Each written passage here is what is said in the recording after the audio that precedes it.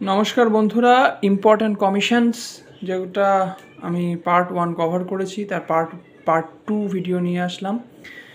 তাহলে আগের দিন আমরা 17টা কমিশন বা কমিটি দেখে নিয়েছিলাম, আজকে আমরা তারপর থেকে দেখব।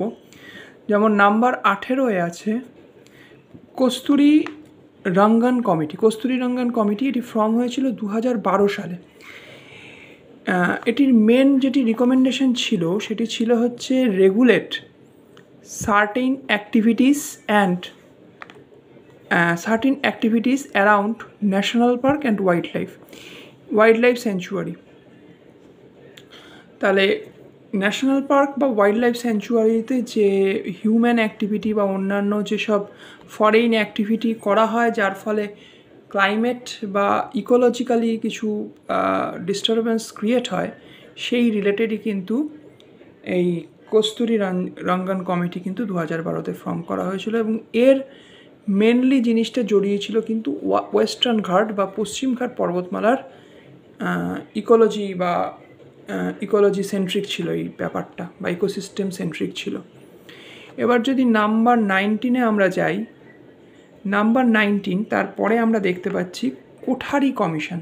খুব ইম্পর্ট্যান্ট কোঠারি কমিশন ফর্ম হয়েছিল 1968 সালে, 1968 সালে কোঠারি কমিশন, এটা ফর্ম না, 1968 সালে কোঠারি কমিশন তাদের রিপোর্ট সাবমিট করেছিল।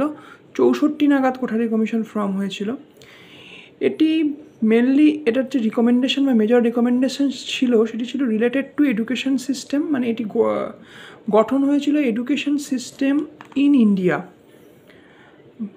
ভারতের যে শিক্ষা ব্যবস্থা সেই সংক্রান্ত বিষয় নিয়ে কোঠারি কমিশন গঠন করা হয়েছিল এবং এটি কিন্তু ফার্স্ট রেকমেন্ড করেছিল 3 ল্যাঙ্গুয়েজ ফরম্যাট আনার জন্য, যেটা এখন প্রচলিত first language, second language, third language হিসাবে স্টুডেন্টরা অপ্ট করতে পারে, সেই অনুযায়ী কিন্তু এইটাই ফার্স্ট রেকমেন্ড করেছিল এই জিনিসটা আনার জন্য। আর আরেকটি রেকমেন্ডেশন ছিল, এই যে রেকমেন্ডেশনগুলো কিন্তু first national policy on education NPE, first national policy on education 1968-এ কিন্তু এর মধ্যে কিন্তু এই কোঠারি কমিশনের রেকমেন্ডেশনগুলো কিন্তু ইনকর্পোরেট করে নেওয়া হয়েছিল।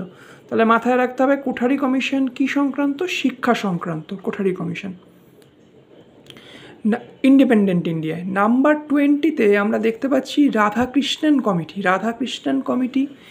রাধাকৃষ্ণন কমিটি ফর্ম হচ্ছে 1948-49, মানে একেবারে স্বাধীনতার পরবর্তী সময়, একদম গা ঘেঁষে। তাহলে এই কমিশনের কিন্তু যেগুলো রেকমেন্ডেশন ছিল সেগুলো হচ্ছে, এটিকে কিন্তু also known as university education commission, এটিকে কিন্তু বিশ্ববিদ্যালয় শিক্ষা কমিশন বা ইউনিভার্সিটি এডুকেশন কমিশন নামেও কিন্তু এই রাধাকৃষ্ণন কমিশনটি পরিচিত। এটি যেগুলো রেকমেন্ড করেছিল সেগুলো হচ্ছে গিয়ে suggested integration of secondary and higher secondary education, higher secondary education ইন্টিগ্রেশনের সাজেশন দিয়েছিল, মানে মাধ্যমিক আর উচ্চ মাধ্যমিক স্তরের শিক্ষাকে মিলিয়ে দিতে হবে বাই সেটিং আপ ইউজিসি, কিসের মাধ্যমে? ইউনিভার্সিটি গ্র্যান্ট কমিশন, যেটি এখন বহুল পরিচিত এবং ইউজিসির একটি বহুল পরিচিত নাম এবং তাদের অনেক রকম ফাংশনারিজ থাকে। সেই ইউনিভার্সিটি গ্র্যান্ট কমিশনের মাধ্যমে কিন্তু সেকেন্ডারি আর হায়ার সেকেন্ডারি যে এডুকেশন সেটিকে ইন্টিগ্রেশন বা ইন্টিগ্রেটেড করার চিন্তাভাবনা কিন্তু এই কমিটি, রাধাকৃষ্ণন কমিটি দিয়েছিল। আর আরেকটি ছিল, এটি মেনলি ফর্ম করা হয়েছিল to inquire the requirement of higher education in India, ভারতবর্ষে উচ্চশিক্ষা কতটা দরকার সেই জিনিসটা পর্যালোচনা করার জন্য কিন্তু রাধাকৃষ্ণন কমিটি ফর্ম করা হয়েছিল ঠিক স্বাধীনতার পরবর্তী সময়ে 1948-49 সালে, মনে রাখতে হবে। নাম্বার 21-এ আমরা দেখতে পাচ্ছি NN ভোরা কমিটি, খুব ইম্পর্ট্যান্ট একটি কমিটি NN ভোরা, যেটি লিবারালাইজেশনের 2 বছর পর 1993-তে ফর্ম করা হচ্ছে এবং এটি NN ভোরাটা এই জন্যই গুরুত্বপূর্ণ, এটি প্রথম বলেছিল ক্রিমিনালাইজেশন অফ, মানে ফর্ম করা হয়েছিল criminalisation of politics and nexus among criminals, politicians and bureaucrats, যেটি এখন আমরা খুব প্রিভ্যালেন্ট রূপে দেখতে পাচ্ছি, সেটি কিন্তু এনএন ভোরা কমিটি তখন সেই অনুযায়ী ফর্ম করা হয়েছিল যে ক্রিমিনালস এবং তার সাথে পলিটিশিয়ানস এবং বিউরোক্র্যাটস বা আধিকারিকরা কীভাবে জড়িয়ে পড়ছে, তাদের মধ্যে কীভাবে রিলেশন তৈরি হচ্ছে বা নেক্সাস তৈরি হচ্ছে, সেইটি পর্যালোচনা করার জন্যই কিন্তু এনএন ভোরা কমিটি 1993 সালে ফর্ম করা হয়েছিল। খুব ইম্পর্ট্যান্ট। ডাব্লিউবিসিএস তো বিসিএসের জন্য তো বটেই, সামনেই আমাদের ডাব্লিউবিসিএস মেইন, তাছাড়া অন্যান্য পরীক্ষাতেও একইভাবে গুরুত্বপূর্ণ, যে কোনো পরীক্ষায় আসতে পারে। নাম্বার 22 যদি আমরা দেখি, সেখানে আমরা দেখব কে শান্তারাম কমিটি। কে শান্তারাম কমিটি 1964 সালে কিন্তু তার রিপোর্ট পাবলিশ করেছিল 1964-এ।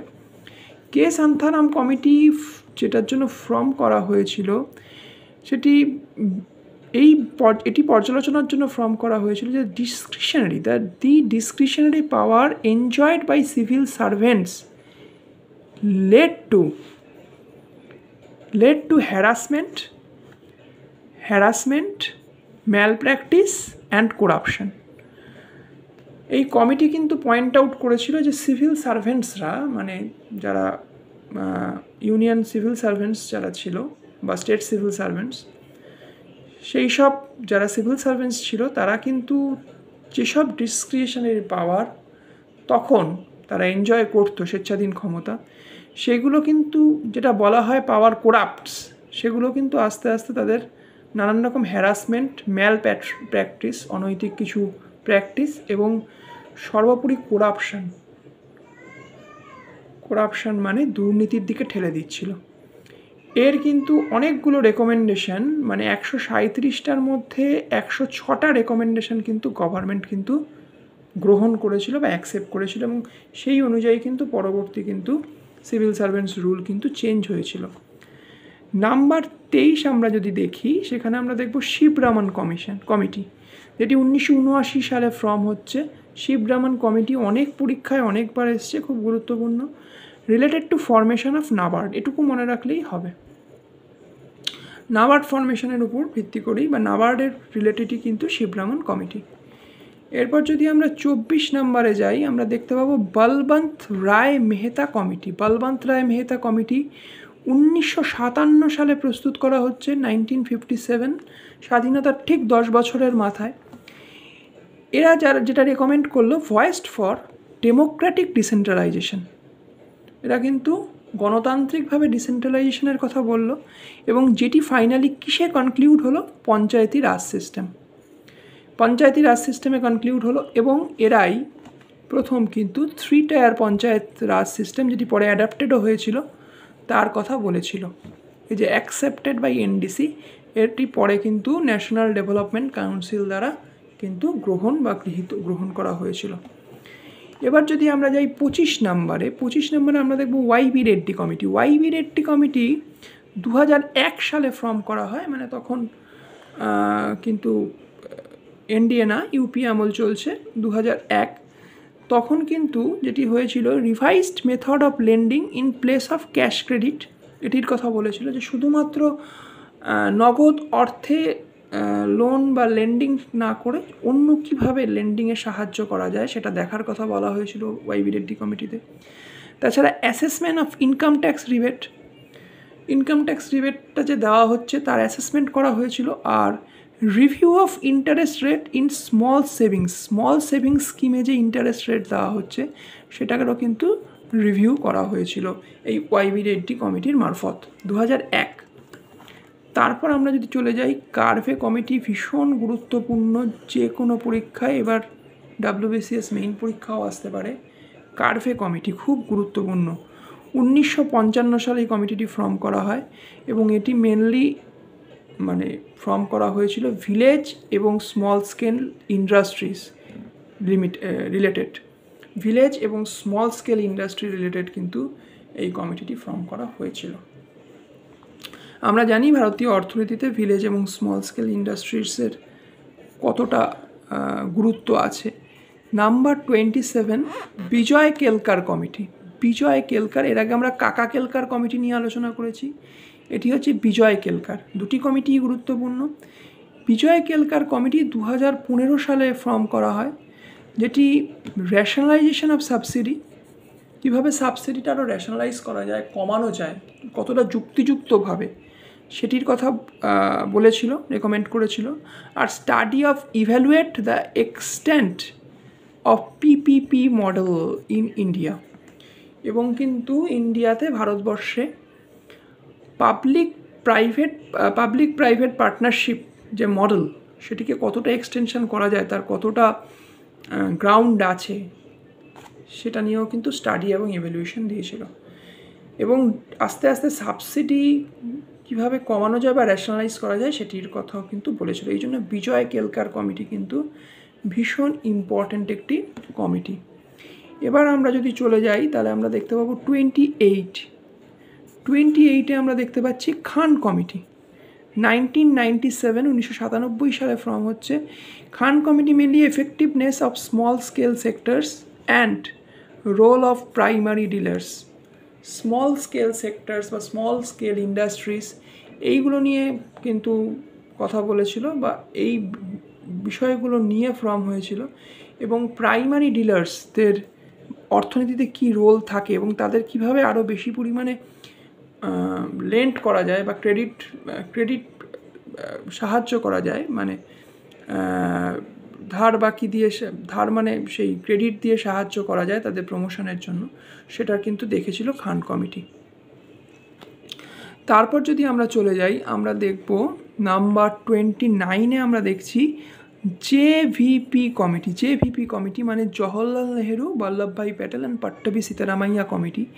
1948 স্বাধীনতার ঠিক পিঠোপিঠি সময়ে একটি ভীষণ গুরুত্বপূর্ণ একটি কমিটি। বারবার প্রশ্ন এসছে, এটি কিন্তু reorganisation of state according to ল্যাঙ্গুয়েজের কথা তুলেছিল, কিন্তু সেটি বাতিল করে দিয়েছিল এই কমিটি এবং বলেছিল কান্ট্রির বর্তমান যা প্রসপেক্ট সেই অনুযায়ী এটি একদমই গ্রহণযোগ্য না। এবং তাই জন্য এর আগে গঠিত হওয়া ধর কমিশন রিপোর্ট, যেটি ল্যাঙ্গুয়েজ ভিত্তিক বা লিঙ্গুইস্টিক ভিত্তিক স্টেট রিঅর্গানাইজেশনের কথা বলেছিল 1948-এ, তার দাবি কিন্তু এটি নাকচ করে দিয়েছিল। কিন্তু পরবর্তী সময়ে আমরা দেখতে পাই যখন ফজল আলী কমিশন আবার গঠন হলো, যেটাকে লিঙ্গুইস্টিকভাবে স্টেট রিঅর্গানাইজেশনের সেকেন্ড কমিটি বলা হয় 1953-তে, তারা কিন্তু আবার এই লিঙ্গুইস্টিক বেসের উপর ভিত্তি করে রিঅর্গানাইজেশনের দাবিতে সম্মতি দিল এবং প্রথম সেরকম স্টেট তৈরি হয়েছিল কিন্তু অন্ধ্রপ্রদেশ। খুব গুরুত্বপূর্ণ ডিসকাশন। এবার হচ্ছে গিয়ে নাম্বার 30-তে আছে খুসরো কমিটি। 1989 সালে ফর্ম হয়।